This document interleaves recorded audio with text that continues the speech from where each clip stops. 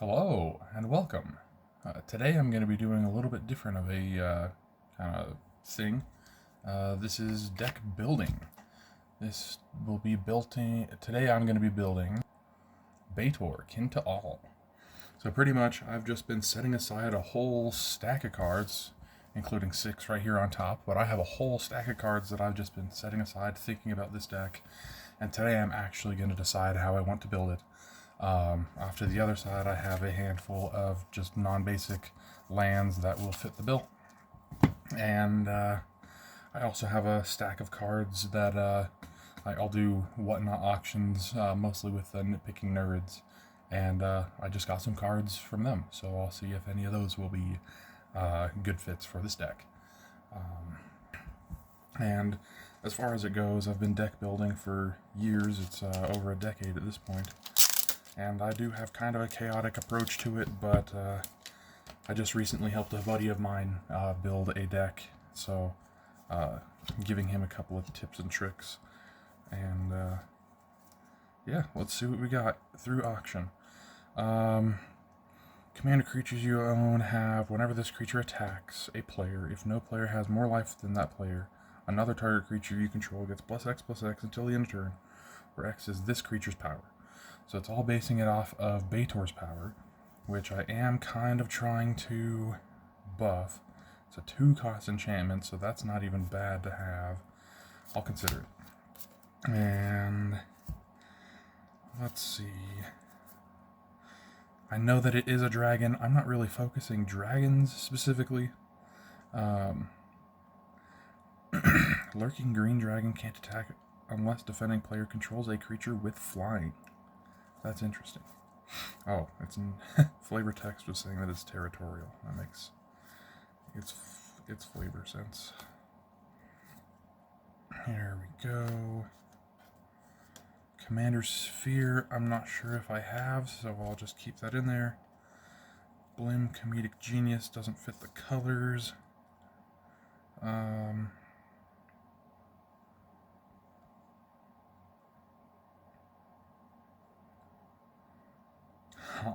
That's a weird one. Let's see. 7-cost 8/8. When it enters, you become the Monarch. As long as you're the Monarch, permanents you control have hexproof. I'd say that's solid, especially because I'm going toughness. But 6-cost 6/7 hexproof isn't as worth it. Benevolent Blessing, which honestly is just a good card.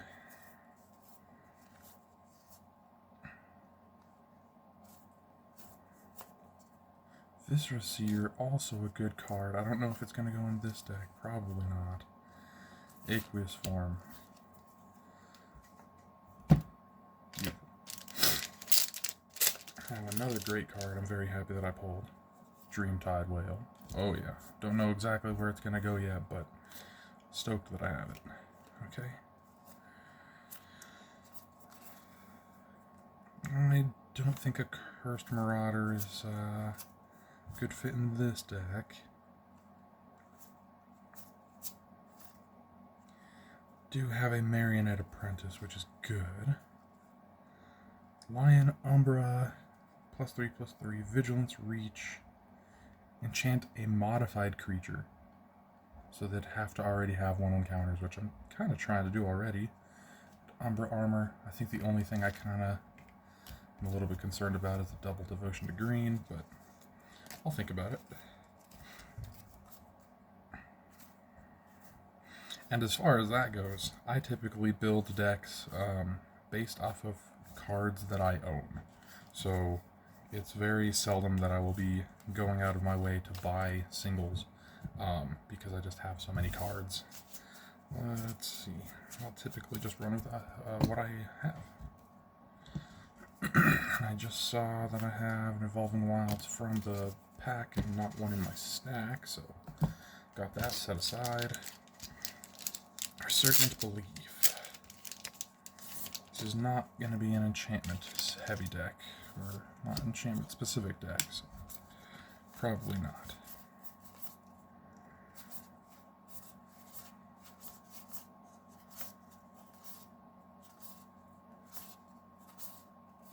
Now, 2 cost 0/3 that enters gives a 1/1 counter. Each creature you control with a 1/1 counter on it has trample. Is solid. And honestly, there might already be one set aside in this stack, so I'll get to that in a little bit. Funeral Room. Whenever a creature you control dies, each opponent loses 1, you gain 1. When you unlock this door, return all creature cards from your graveyard to the battlefield. Oh my gosh. That's pretty cool. That's actually going to be probably for my mono black deck, because that's exactly what it's doing. Or wanting. Shiny Arabella. Ooh. Man. That's cool. 4/4 Beast Token. Hello. Jump Scare. I really didn't get too many of these Duskmourn cards. I know that there were a lot of good cards, but I had just bought so much stuff. Another Arabella. Just bought so much stuff from Bloom Barrow that, man, that one was just the set for me. Alrighty. That's actually all of those, I guess, auction cards. So let me clear that up a bit. And then I'm going to get into the way that I do deck building.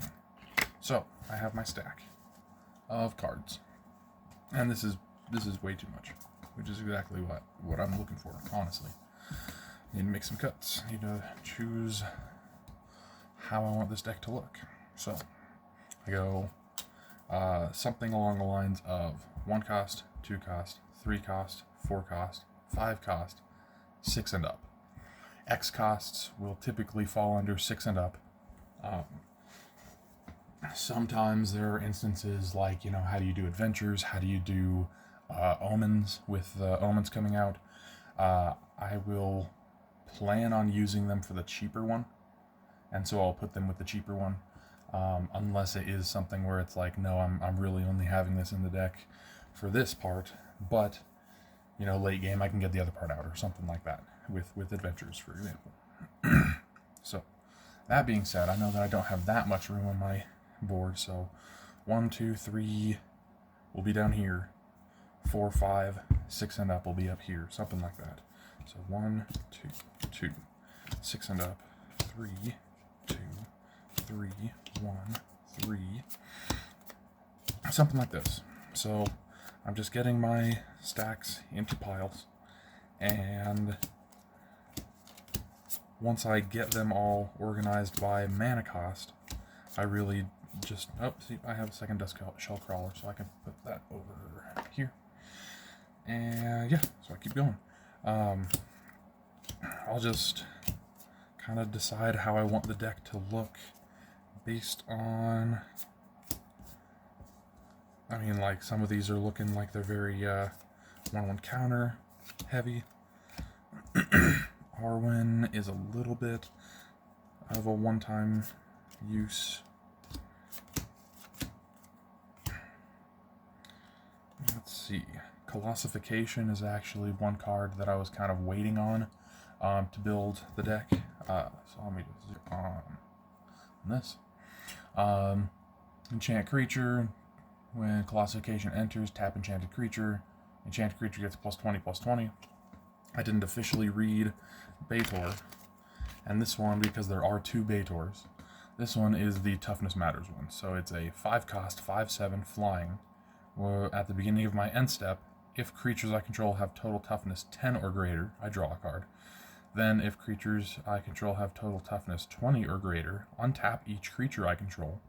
Then, if creatures I control have total toughness 40 or greater, each opponent loses half their life rounded up. So, effectively, if I enchant Betor with Colossification, that taps him, and then I go to my end step, I have at least 27 toughness with just the 2 of them, so he untaps.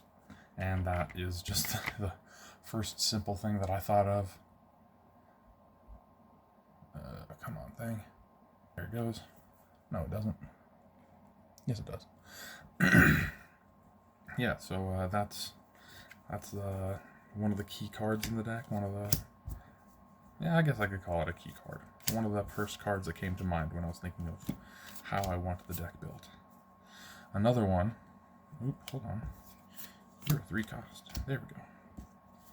Slagworm Armor is another one of those. 1 cost equipment. Equip cost 3. Equipped creature gets +0/+6. This one I have had for a while, so there is a little bit of that gamer goo. But this deck is going to be sleeved. There we go. Now, there was also a thought where I was going to have this deck as a Defender synchronized deck. I do not think that's going to be the case, and I'm actually running into a number of them right now. But, bar the door, creatures you control get +0/+4 until the end of turn. Yes. Yes, please.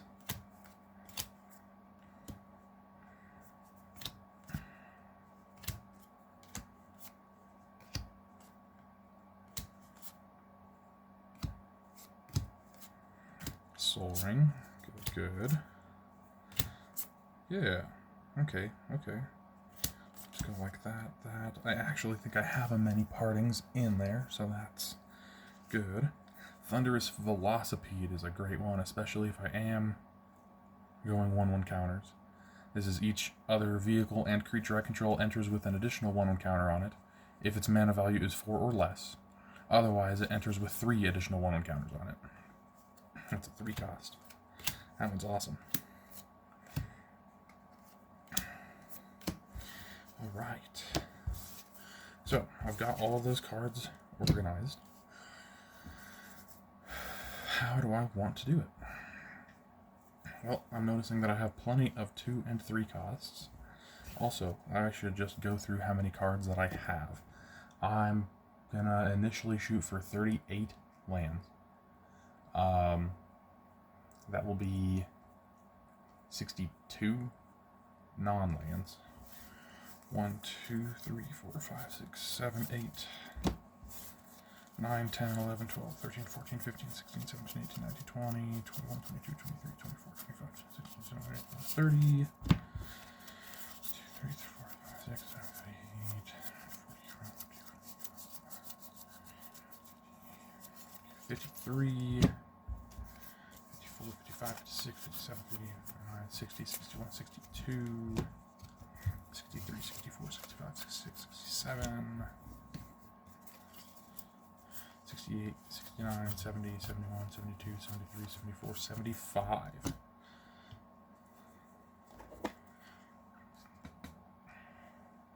So I currently have 76, including Betor. Can't forget him. And I need to cut 14 cards. That's not even too bad. So, this is the deck building part. So, start with my most expensive.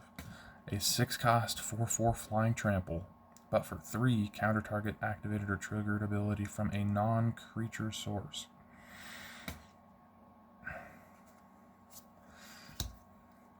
Creatures you control gain Death Touch until the end of turn. It's a 6 cost 4/4 flying Death Touch. Like I said at the beginning, I am not really focusing dragons in this deck, so I don't think that I'm going to have those. For mana cost to toughness, it's not worth it. Now this guy, oh yeah. 7 cost, but has Convoke. Trample, Ward 2, 6/6 base power and toughness. When he enters with 2 1/1 counters on him for each creature that convoked him. So if you fully cast him with creatures, he's entering with 14 1/1 counters, making him a 20/20 Trample Ward 2. That's a good one. Classification stays, always. When he enters, you may have your life total become the total toughness of creatures you control. That could be good. And it's a May ability. Primordial Hydra. At the beginning of my upkeep, double the number of 1/1 counters on him, so that on my end step, I'm really wanting him to be just done. That's gonna stay for now. Galta, easy. Dawnglade Regent. I actually did see another Monarch card in the deck, so I will keep it. And you know what? I think I'm just going to zoom in a little bit. I think that'll be fine. Yeah. Next deck, five costs. That was just the 6 and up. For 2, make a 2/2 soldier, and then it's a 5 cost 3/4. At the beginning of combat on your turn, another creature you control gets +1/+0 until the end of turn. It is kind of a 2 creature option. Early game, late game. Omens are shuffled back in, so it's not like an adventure.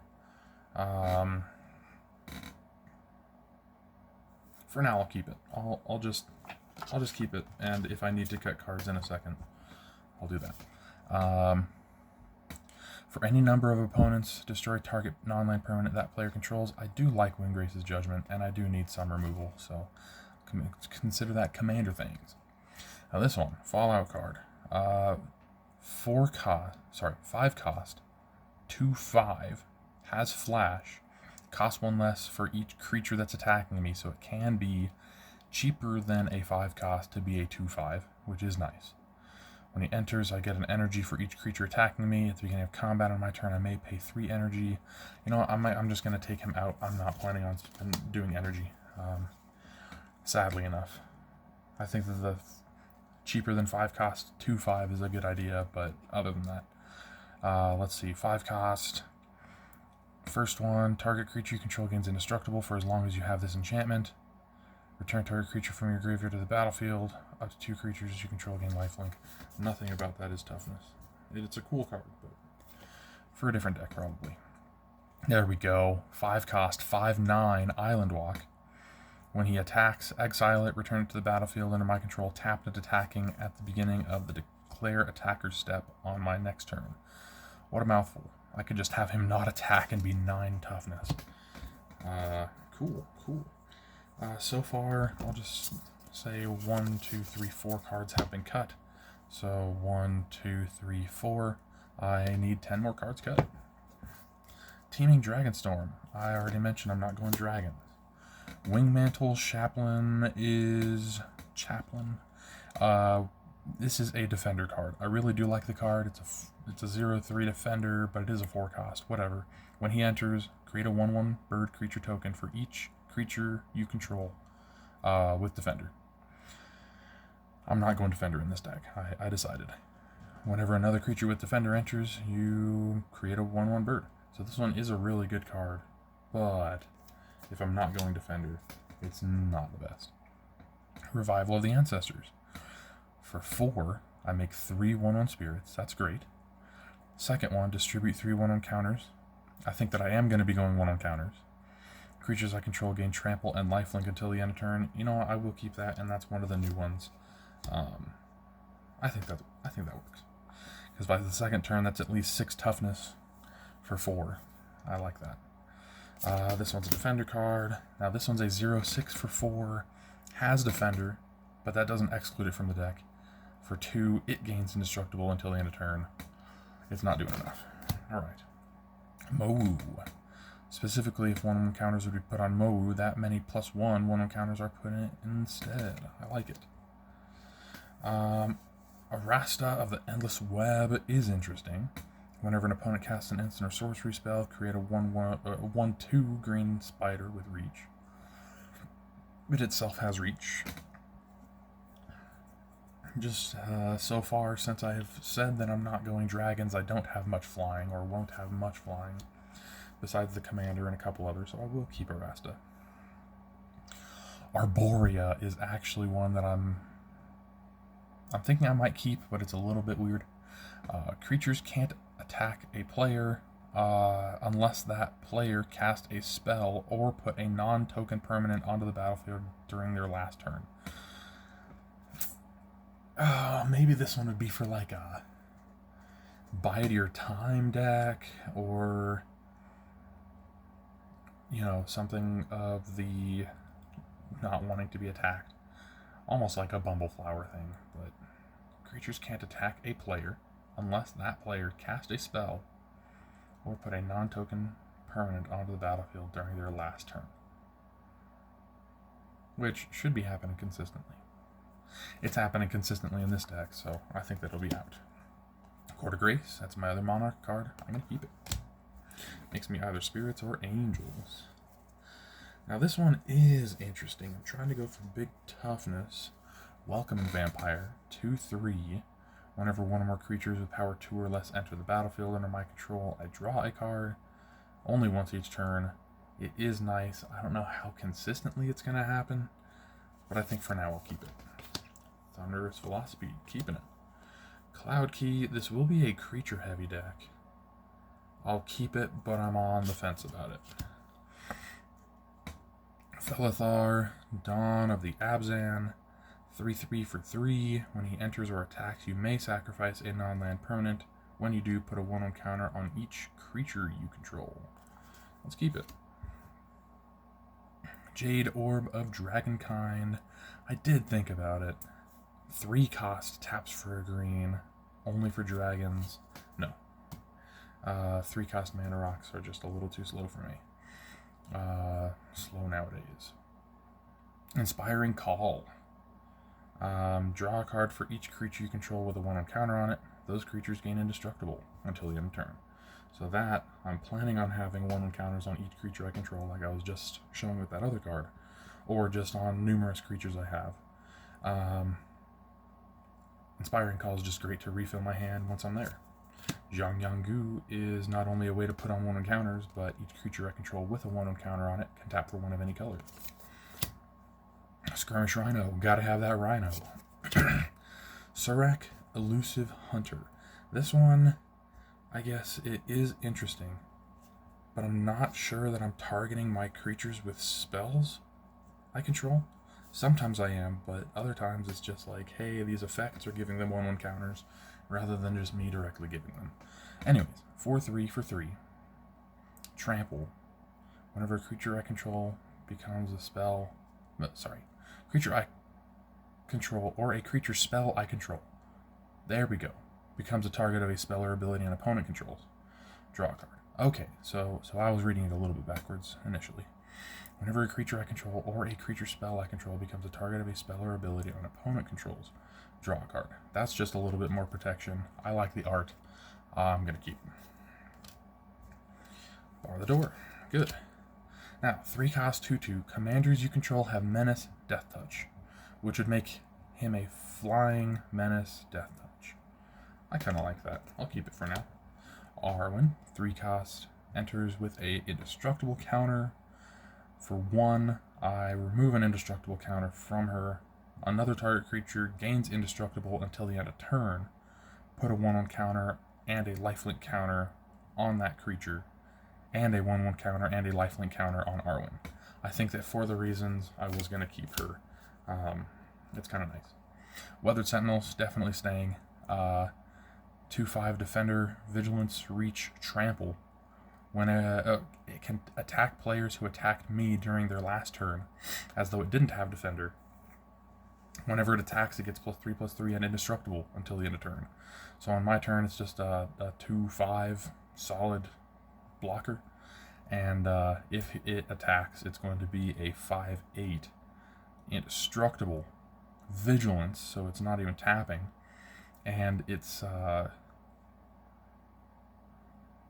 is Defender, but no, it's just too good of a card. 3 cost 2/5. I love this one. Severance Priest.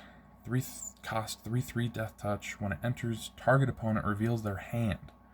You may choose a non-land permanent or a non-land card from it. If you do, exile that card. When this creature leaves the battlefield, the exiled card's owner creates an XX white spirit creature token where X is the mana value of the exiled card, so they don't even get it back. Solid. There's another one of those.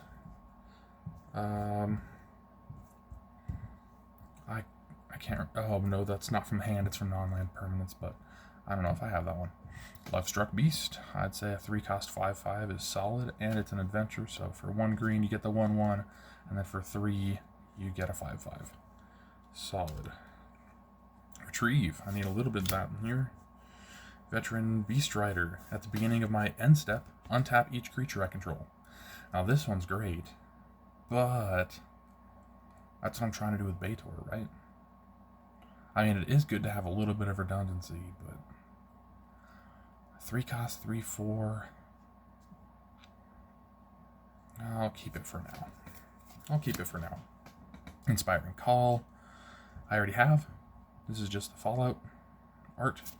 So that goes over here. Cultivate. Yeah, I don't think I have a Cultivate yet. Rishkar, Pima Renegade, another great one, similar to the other Planeswalker I showed. He gives each creature I control with a counter on it. Doesn't have to be a 1/1 counter, but each creature with a counter on it has tap for a green, and that's each creature I control, not just each creature. When he enters, put a 1/1 counter on each of up to 2 target creatures. Envoy of the Ancestors. It's a little bit bent, but that's kind of because it's shiny. 2/3 for 3. Has Outlast, which is cool. Modified creatures you control have Lifelink. Very nice for 1/1 counter decks. 6 is a 3 cost 2/4. Has ways for me to get permanent or cast things from my graveyard. So they had Retrace, so discarding a land in addition to paying the cost. When he attacks, mill 3, then put a land from my hand. No. Attacks mill 3, then I'm going to put a land card from among them into my hand. There we go. Command Sphere, I'd say that's solid enough for being card draw in addition to mana. Yeah, Command Sphere is kind of pushing it for a 3 cost rock, but Moss Diamond, I'm fine with. Cheville, Bane of Monsters, 2 cost 1/3, Death Touch. At the beginning of my upkeep, if my opponents control no permanents with bounty counters on them, put a bounty counter on target creature or planeswalker an opponent controls. Whenever a permanent an opponent controls with a bounty counter on it dies, you gain 3 life and draw a card. That's silly. I'll keep it for now, but it really does seem like it'd be better in a deck that is like trying to kill things, you know? Anyways, I'll keep him for now. He's still kind of on the fence. Arcus Acolyte, I love it. 2/2 reach, lifelink, has Outlast for 1 Selesnya mana. Each other creature I control without a 1/1 counter on it has Outlast for 1 Selesnya mana. Beautiful card. Now, Outlast is only at sorcery speed, so that is something that's a little bit, you just gotta keep that in mind for blockers and whatnot. Mosswood Dread Knight makes waves in competitive play. 1 and a black for its adventure. I draw a card and lose life. For 1 and a green, it's a 3/2 trample. When it dies, you may cast it from my graveyard as an adventure until the end of my next turn, which is very cool. You can just keep on, consistently getting it back and drawing a card and losing a life and whatnot, but I think that one's a really good one. Haunted Library, 2 cost. Whenever a creature an opponent controls dies, I may pay 1. If I do, I make a spirit. For a 2 cost enchantment, that's not bad. I'm not really sure that I'm trying to hold up mana like that, but I'm also not trying to kill my opponent's creatures. I mean, Abrupt Decay, that's a commander thing. Destroy target non-land permanent with mana value 3 or less. I'll keep that for now. Charcoal Diamond? Yes. Assault Formation? No. Overgrown Battlement? No. Wall of Junk? Yes. 2 cost 0/7? Oh yeah. Warmonger's Chariot is a no. Suspicious Bookcase is a maybe? Same with Wall of Mourning. Let's check them out. 0/4 Defender. For 3 and tapping it, target creature can't be blocked this turn. You know what? With Colossification being a late game goal, I will add Suspicious Bookcase. Wall of Mourning, 0/4 Defender. When it enters, exile a card from the top of my library face down for each opponent I have. So this does end up being card advantage, because then it's at the beginning of my end step. If I control 3 or more creatures with different powers, put a card exiled with Wall of Mourning into its owner's hand. This one I will keep. Abzan Devotee. I'm really on the fence about these guys. Like, they seem good in a pinch, but as long as you have your mana, they don't seem good anymore. So with that, I'm just going to say no. Ornithopter of Paradise. Easy add. Triumph of Gerard. This one's a good one. Put a 1/1 counter on target creature you control with the greatest power for the first 2. Third one, target creature you control with the greatest power gains flying, first strike, lifelink until the end of turn. I just like that one. Gala Greeters. Solid choice. He gets 1/1 counters consistently, and those tapped treasures really do work. They put in their work. Rampant Growth. Yeah. Fertile Ground. Yeah. Hardy Outlander at this point. Yeah. Lion Umbra. Yeah. Dusk Shell Crawler. Yeah. Now these 1 costs. 1 cost, scry 3, reveal the top card. If it's a creature, draw. Soul Ring. Hopeful Initiate. 1/2 has training, which is based off of attacking. And then for 2 and a white, remove 2 1/1 counters from among creatures you control to destroy target artifact or enchantment. Yes. Slagworm Armor, yes. Many Partings, yes. Spore Frog, yes. Dragon Sniper, yes. Changeling Outcast, yeah. Oh yeah. Imagine putting a Colossification on him. That one's just a silly card, especially with the untapping. Sweet.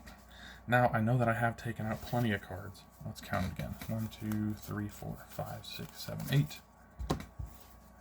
9, 10, 11, 12, 13, 14, 15, 16, 17, 18, 19, 20, 21, 22, 23, 24, 25, 30, 40, 46, 47, 48, 49, 50, 52, 53, 54, 55, 56, 57, 58, 59. Man, that's great. 59 cards means that I can add 3. Yeah. What do I even want to add? I've taken out a number of these. A 0/6 for 4, not really. Not enough dragons.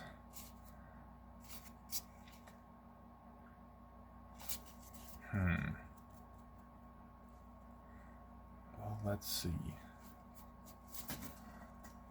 In that case, I can just kind of see what else I got to work with.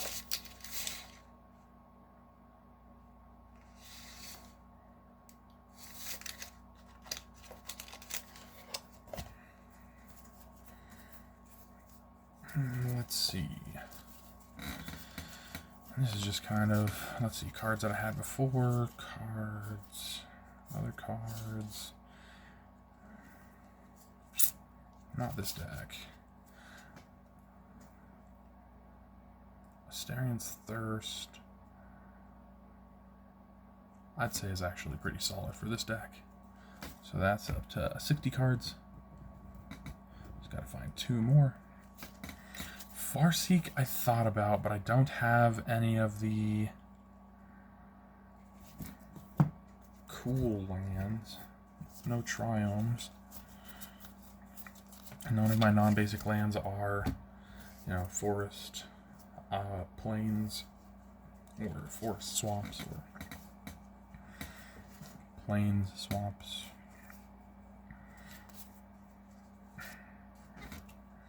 Let's see, these are cards I'm setting aside for everybody.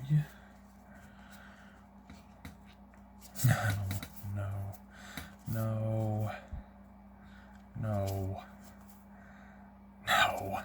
Jeez. Okay. I already have him in here. That's fine. Maelstrom of the Spirit Dragon. I don't have that many dragons in here. Timber Battle Crier, that's right. Let me just double check.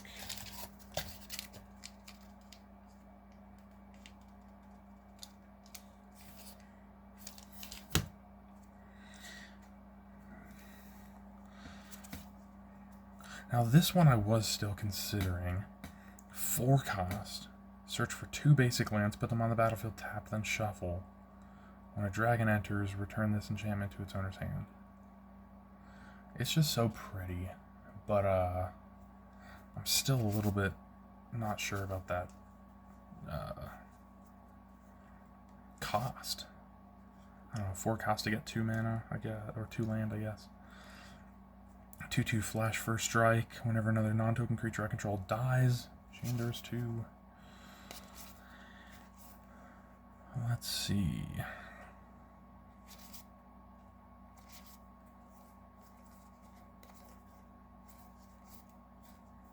I think that one, maybe not. Maybe not.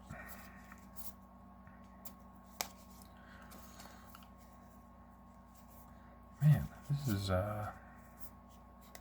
put a 1/1 counter on each creature you control that entered the battlefield this turn.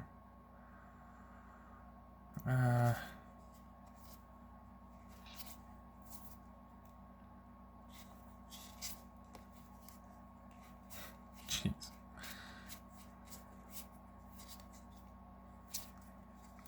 Ooh, Dragon Fireblade. I was considering 1 cost equipment. That would be a 1 cost equip to give +2/+2 and hexproof from monocolored.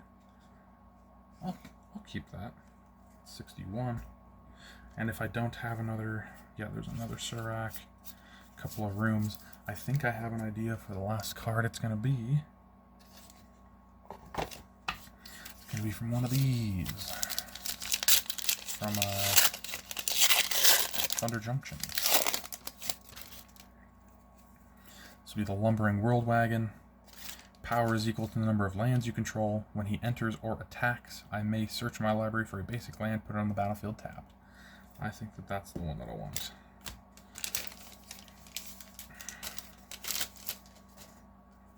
And I got, I guess, some shiny lands. 1, 2, 3, 4, 5, 6, 7, 8, 9, 10, 11, 12 basics right there. That's nice. Alright. And with that World Wagon, I believe that makes me up to 62 cards. I just remembered that was not including Betor when I double checked that math. Yeah, Betor doesn't want any competing dragons. That one just still looks out of place. Sweet, which I think should make it 62 cards. Let's go ahead. 1, 2, 3, 4, 5, 6, 7, 8, 9, 10, 11, 12, 13, 14, 15, 16, 17, 18, 19, 20, 21, 22, 23, 24, 25, 26, 27, 28, 29, 30, 31, 32, 33, 34, 35, 36, 37, 38, 39, 40, 42, 43, 44, 45, 46, 47, 48. 49, 50, 51, 52, 53, 54, 55, 56, 57, 58, 59, 60, 61. Betor makes 62. There we go. Now for math. You know, it is something that I typically do on my phone's calculator, but I think I'll be fine. Yeah, let's just get going. I'm just looking around for, I know what I'm getting. Counters.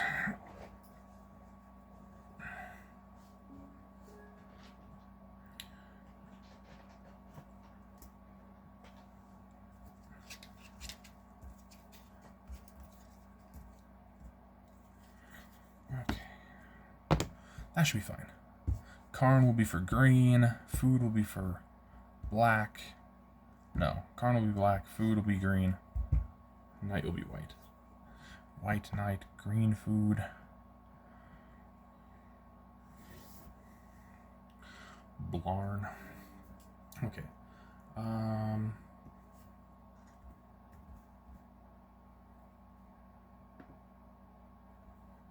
There we go. Perfect. I've got it. Let's just go with white. And I'm looking for symbols and devotion and cost. not in abilities. So that's 1,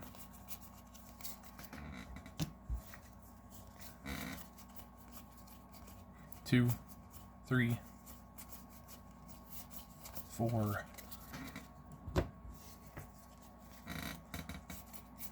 5, 6, 7, 8, 9, 10, 11, 12 devotion to white so far, 13, 14, 15,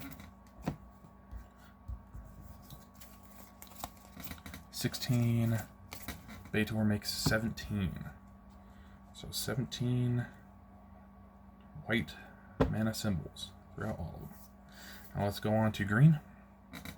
1, 2, 3, 4, 5, 6, 7, 8, 9, 10, 11, 12, 13, 14, 15, 16, 17, 18, 19, 20, 21, 22.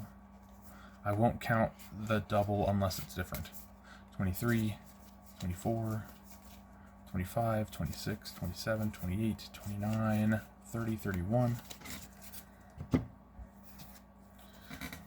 32, 33, 34, 35, 36, 37, 38, 39, 40, 41, 42, 43, 44, 45, 46, 47, 48. Betor makes 49 green mana symbols. And then Karn, which is black. So that is 1.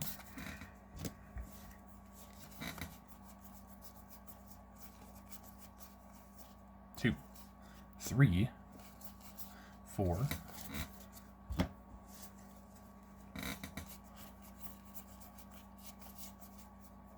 5, 6, 7, 8,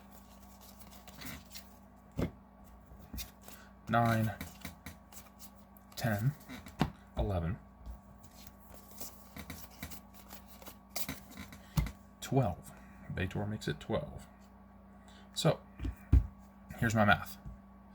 And I should be able to... Oh, that actually works out perfect. Next one that I grabbed was a germ. So now, germ is black. Karn is just gonna keep calculations. 17 white, 47 green, 12 black. So, 47 plus 17 plus 12 equals 76. So 76 total mana values, mana symbols in everything. So now I'm going to take that 76, let's see, or more, take 49 and divide it by 76. Maybe the other way around. Let's see. This ends up with 0.6447, blah, blah, blah, keeps on going. So I'm just going to round this up to 0.645.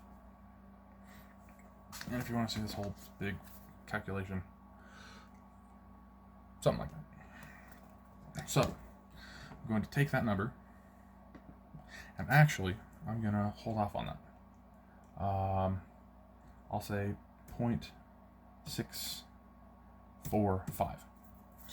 But I'm going to take this real quick tangent because I said that I was going to use 38 land. That's why I have 62 non-lands. It adds up to 100.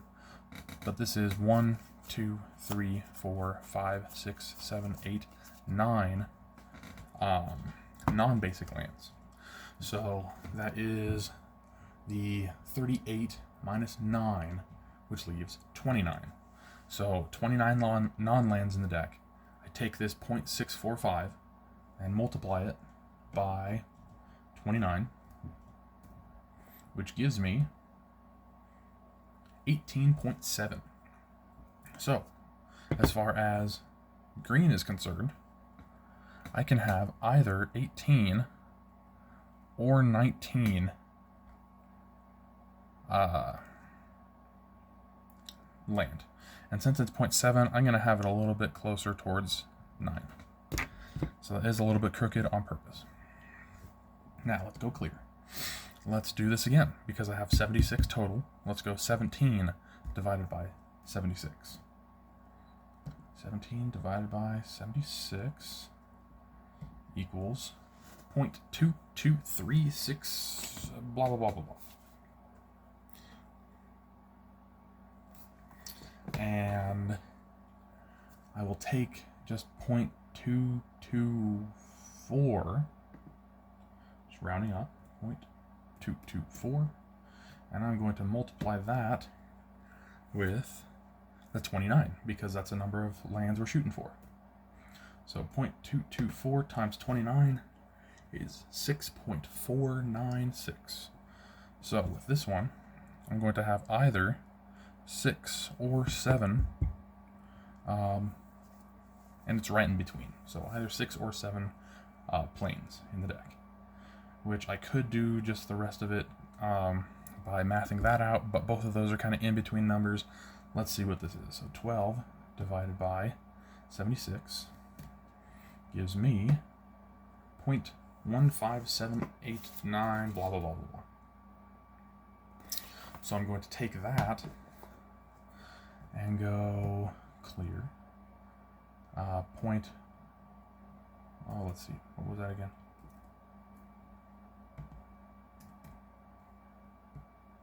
.158, I'll say. 0.158 times 29 as the number of lands that we're shooting for brings me to 4.582. So that means,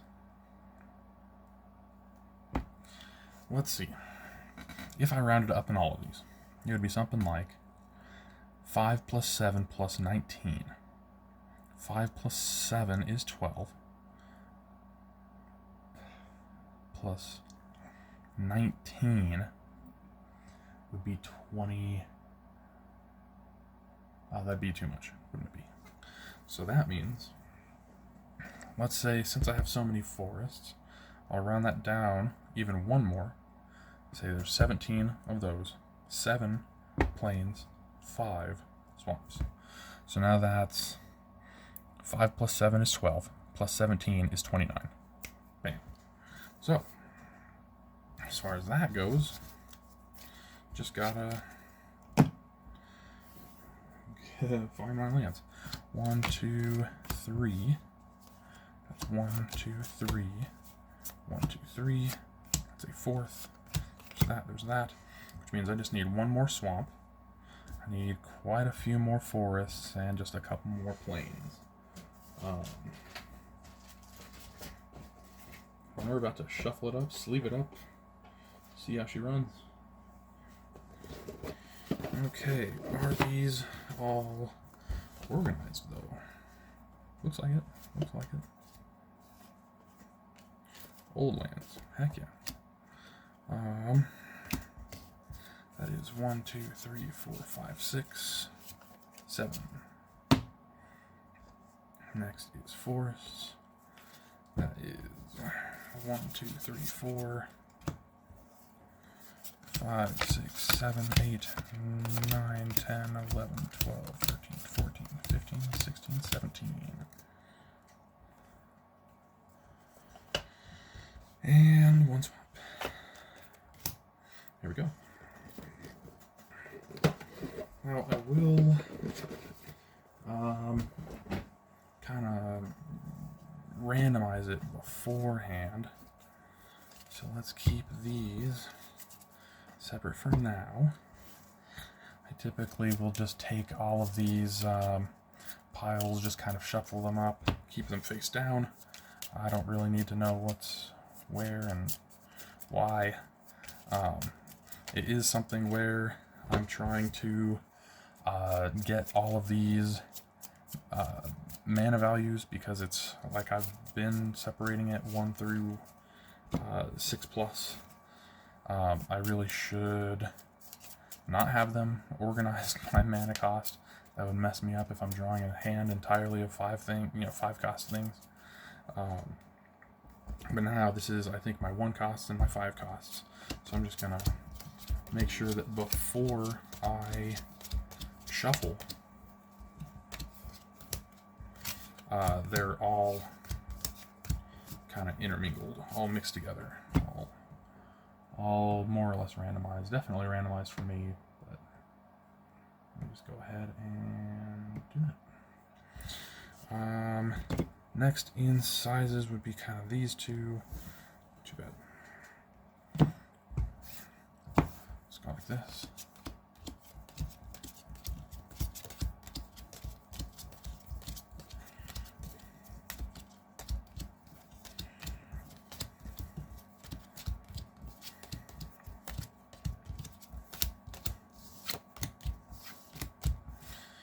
Go. Almost done shuffling non-lands.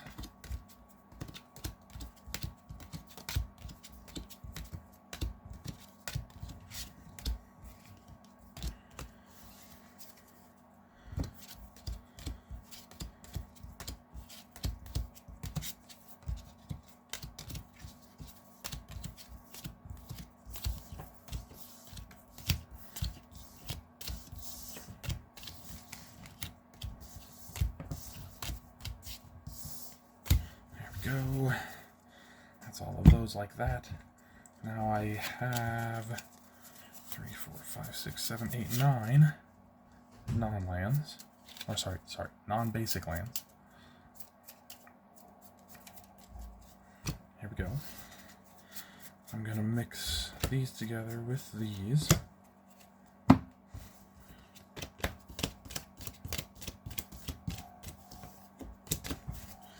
Then mix these together with these.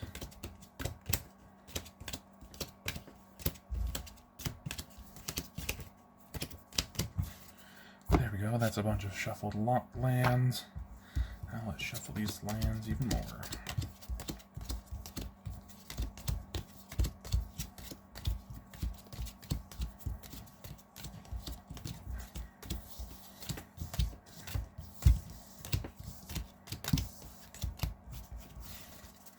Here we are. Now, I'll give these just one more good shuffle. These are my non-lands. And I definitely have more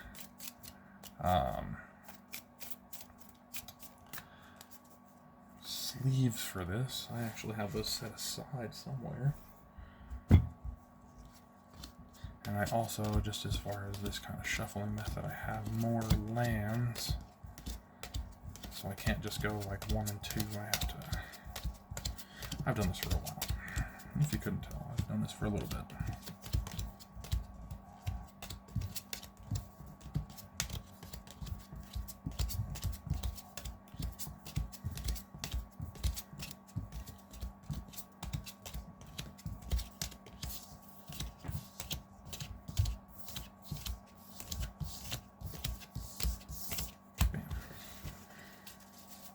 Alright, now before I even draw, before I shuffle, before I do really anything else, I'm gonna find those sleeves.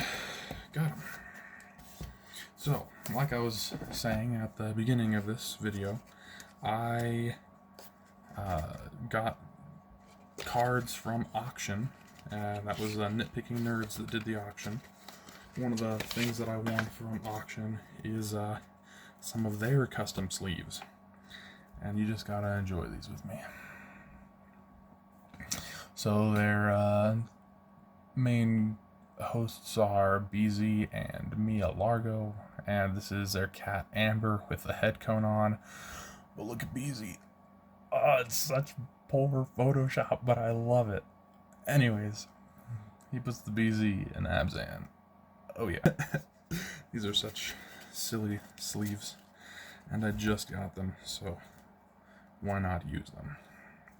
Let's see, my sleeve by grabbing a handful of sleeves, and then one card at a time. I can just kind of get a flow going.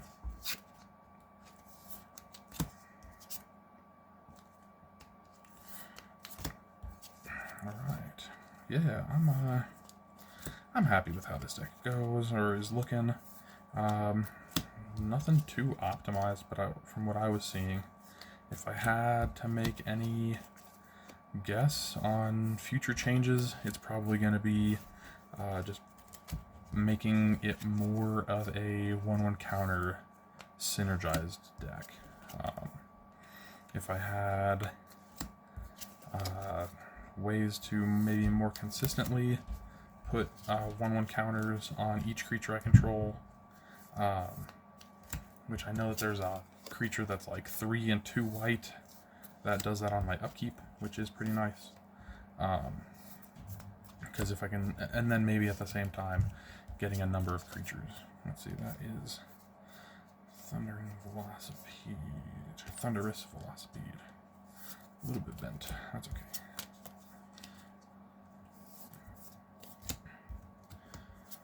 Here we go.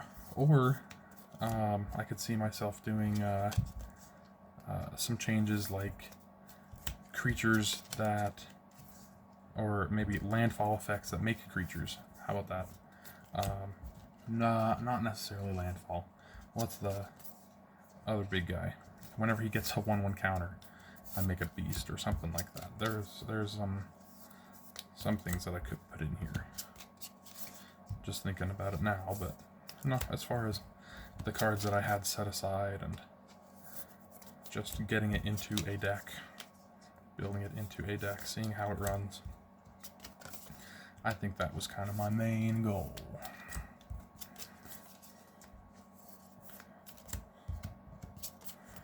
All right.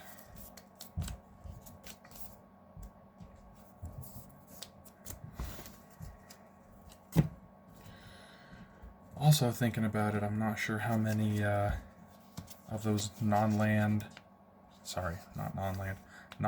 lands. I'm not sure how many of those non-basic lands that I had set aside tap for black. And since black is the least prevalent color and green is the most prevalent color, I do like to have kind of a mix of green-white, green-black lands. Especially since, you know, the amount that white and black are off is not by much. They are easily overshadowed by the amount of green in this deck, but green is able to get lands. Green is able to get other colors. So you can make rainbow with green. Here we go.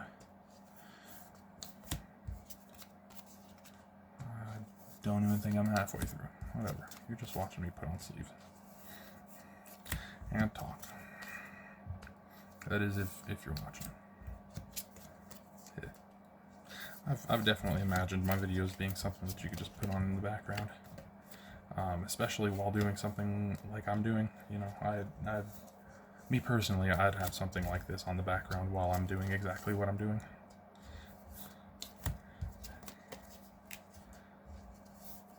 So I definitely talk through my process, and man, it works out for me. It's also something like just my videos in general, where I'm showing off just playtesting my decks. That's exactly what I do in my free time when I'm working on decks. I just goldfish. And it does kind of give me an edge, because that means that my decks are just more tested. My decks have seen really good things happen. My decks have seen, like, oh, this card's a mistake, it doesn't do what I thought that it did, or it does what I thought that it did, but in the situation given, it worked against me, or however it works. I've seen a lot. I definitely did used to do testing with one deck versus one deck,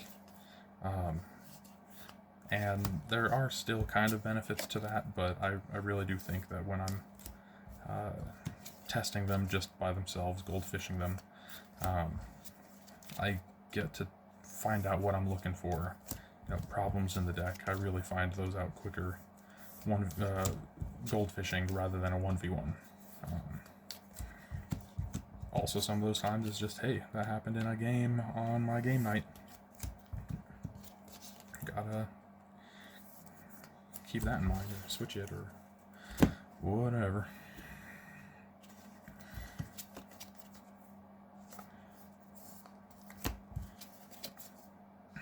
And as far as it goes, some of my most well-tested decks would be like my Ovika deck. I'm very proud of that one.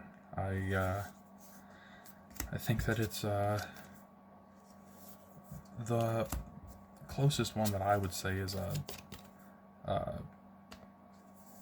is it? Bracket 4 for me. I could say that it's a high 3, but I'm pretty sure that it's a 4, and that's entirely because it can just be, okay, it gets back to me, and I win that turn. The turn takes a while, but I eventually win. And it's kind of an out of nowhere, like, really, this is turn 6, so it can be just a really gross deck all out of nowhere, and that's kind of what my buddies in my play group expect from that deck. So anytime that I'm using that deck, I give fair warning. I let them borrow decks if they want to, because I have made decks that are meant to go against it, but that's more trying to just deal damage to one person really quick rather than the entire table. Ovika's killing everybody all at once. It doesn't even typically have to swing. That's the crazy cool part.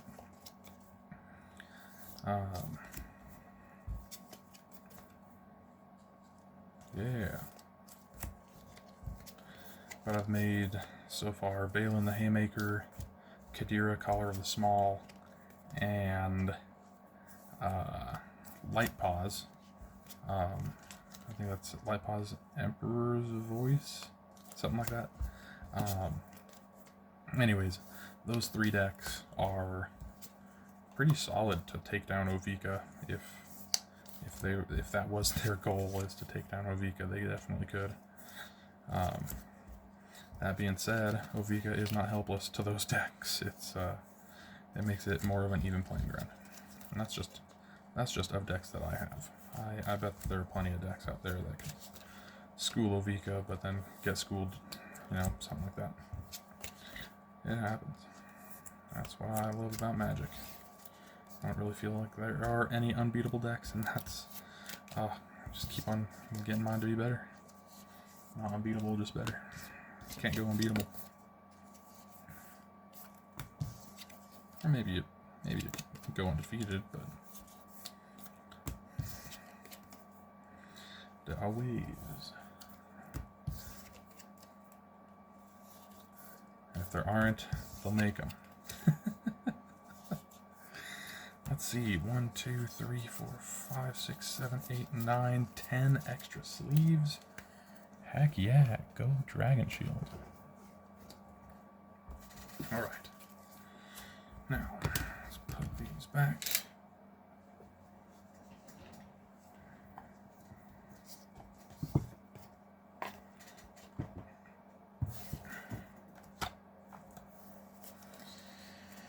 Okay. Now they're all sleeved. Now let's give it a proper shuffle. Now we're at 4 minutes. Heck yeah.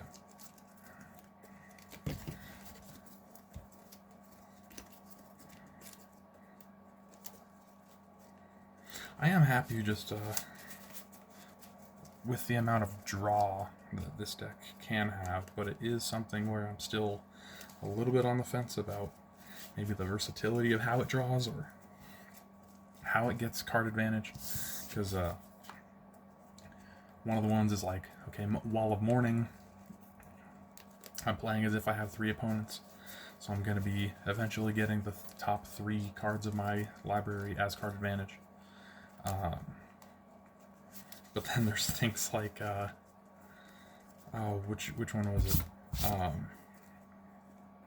Welcoming Vampire. I really have high hopes for, because I didn't do a count on, like, how many creatures are power 2 or less, or how consistently am I getting them, or anything like that. So that is a really good way to draw cards, but I don't know if it's a really good way to draw cards in this deck. Bam, 7. 1, 2, 3, 4, 5, 6, 7. That's just land. That's just land. That's just all land, and ways to get it. I could run with it and then just see how bad it is. Because Inspiring Call does draw me cards, but it doesn't. I don't have any ways to give 1/1 counters. So let's just not. Let's go like that. These lands somewhere else. Shuffle a 1 down. Yeah, and so with that exact example, I completely distributed lands and non-lands as evenly as I could, but then I shuffled.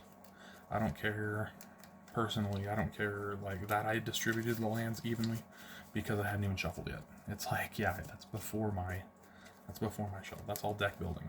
That's a big difference. It's deck building mode versus, it's like, I'm not going to shuffle like that any other time, unless I'm really, not unless I somehow get all of my non-lands and all of my lands out. I'm not going to do any kind of thing like that. That's a bit better. So land, Surak, land, Primordial Hydra, land. Still a shit ton of land, but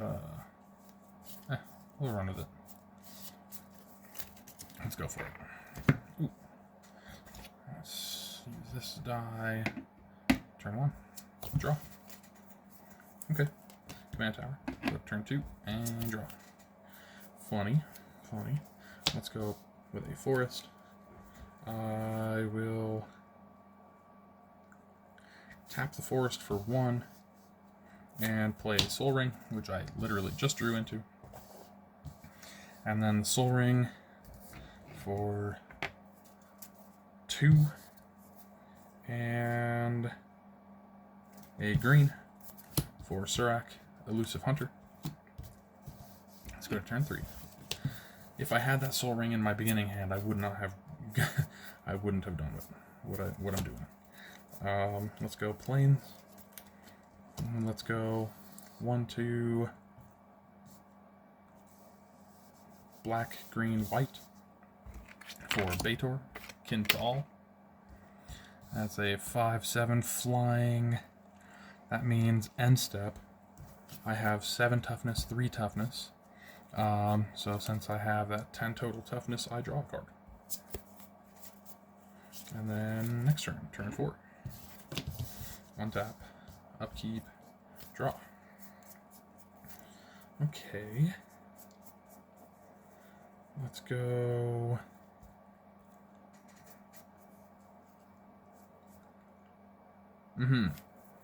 Forest as my land for turn. I will tap Soul Ring for a Charcoal Diamond. Enters tapped. I will pay green and 1 for a Dusk Shell Crawler. When it enters, I put a 1/1 counter on target creature I control. That will be Betor. Each creature I control with a 1/1 counter on it has Trample. And then white and 1 for a Wall of Mourning, which is a 0/4 defender. When it enters, I exile the top card of my library face down for each opponent I have, which I'm playing as if I had 3. So that will be 1, 2, 3 cards exiled face down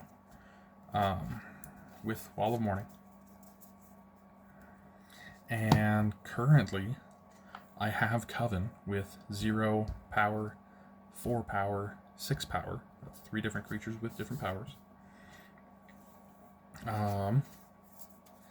And I will move to my end step. I will put this card into my hand, and then I will draw a card. And let's see, total toughness is currently 7, 8, 9, 10, 11, 12, 13, 14, 15, 16, 17, 18. Dang. Okay, okay. Let's go to turn 5. Untap. Upkeep. Nothing. Draw. Very nice.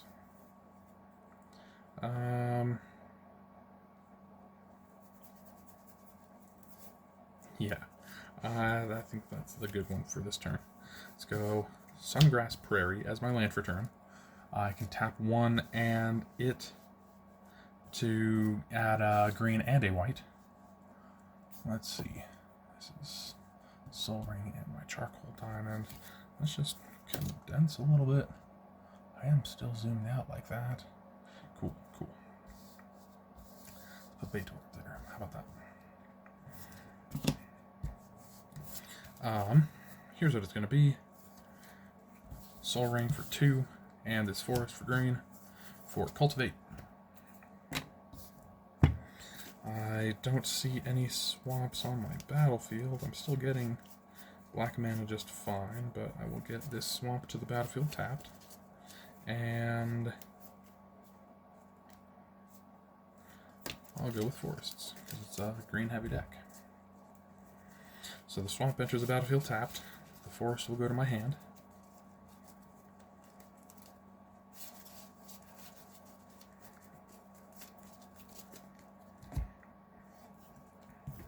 Forest to hand. And then 1, 2, 3 to cast Primordial Sentinels. 2/5 Defender Vigilance Reach Trample.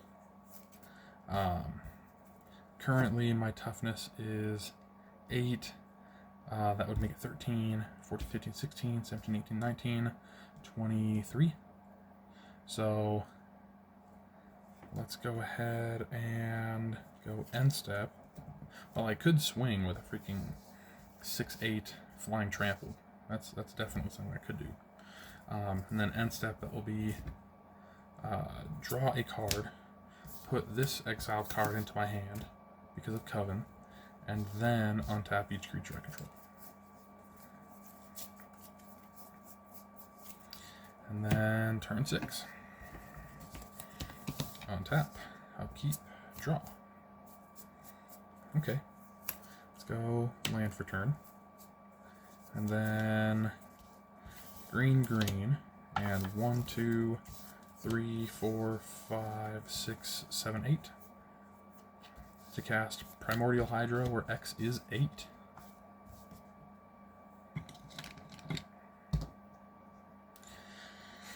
Here we go. With that, that's 8, 16, 22, 27, 28, 29, 30, 31 total toughness. That's freaking awesome. Let's then go to end step. I get my final exiled card back. I draw a card, untap each creature. 1, 2, 3, 4, 5, 6, 7 cards in hand. Let's go to turn 7. Untap. Upkeep, nothing. Draw. Okay, okay. Let's go.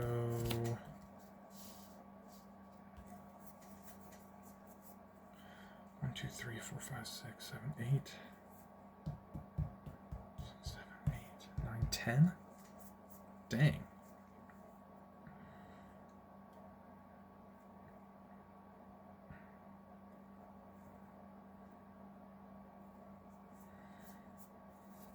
Let's go. Black, white, green. Actually, not. That's actually freaking brilliant, isn't it? Let's go something like this. Black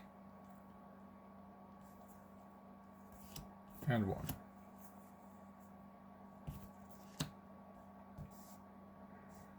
Black and 1 with 1 floating. How about that? With Soul Ring. That will be on an adventure, Mosswood Dread Knight, so I lose a life and I draw a card. And then that one floating plus a green to cast from the adventure. And then let's go green and 2 to cast 6. And then black, and then I'll tap Command Tower to tap Sungrass Prairie for green white. So black, green, white to cast Felithar, Dawn of the Abzan. When he enters or attacks, I may sacrifice a non-land permanent. When I do, I put a 1/1 counter on each creature I control. With that, I will sacrifice Mosswood Dread Knight. And when he dies, I may cast it from my graveyard as an adventure until the end of my next turn. Which means that's sacrificed. Oh. I didn't do Primordial Hydra's upkeep, which is 6, 7, 8 counters, and then each creature gets a counter. You get a counter, and you get a counter. Everybody gets a counter.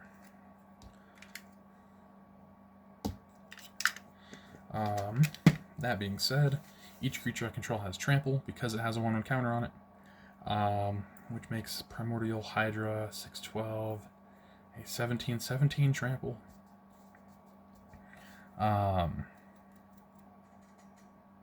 Yeah. As far as that goes, 1, 2, 3, 4, 5, 6 cards in hand. I could technically swing with almost everything. Weathered Sentinel depends on whether I was attacked. Wall of Morning can't attack. Duskshell Crawler probably wouldn't attack. 6 couldn't. Felithar couldn't. Primordial Hydra and Betor could easily swing. And Surak is a 5/4 trample. By turn 7, I probably wouldn't swing with him. So that would be a 7/9 flying trample and a 17/17 trample. End step. I draw a card, and then untap each creature I control, and then each opponent loses half of their life. Rounded up. 5, 6, 7 cards in hand. Bam. Bam. As far as a, hour and 20, give or take, building a deck and then testing it and having it go pretty dang well, I'd say. I'm happy. The next turn I could recast Mosswood Dread Knight, and that could be a consistent thing with Felithar. I actually really like that. I have a Changeling Outcast in my hand, and I had a Cloud Key for a while, but other than that it's just lands, including Restless Prairie, which is the one that turns into a llama. It's for 2, a green and a white. Restless Prairie becomes a 3/3 green and white llama creature. It's still a land, and whenever it attacks other creatures I control get +1/+1 until the end of turn. And things like that, it would be something like, okay, the buff stays until the cleanup step. So at the beginning of my end step, all of them still have that temporary buff. So that's kind of why I do that. Yeah. Alright. I just want to double check how much toughness I had again. So that's 17, 18, 19, 20, 21, 22, 23, 24, 25, 26, 27, 28, 29, 30, 31, 32, 33, 34, 35, 36, 37, 38, 39, 40, 45, 46, 47, 48, 49, 50, that's 54. 54 toughness. Alright, heck yeah. Well, hope you enjoyed. Hope you liked something in the video. Man,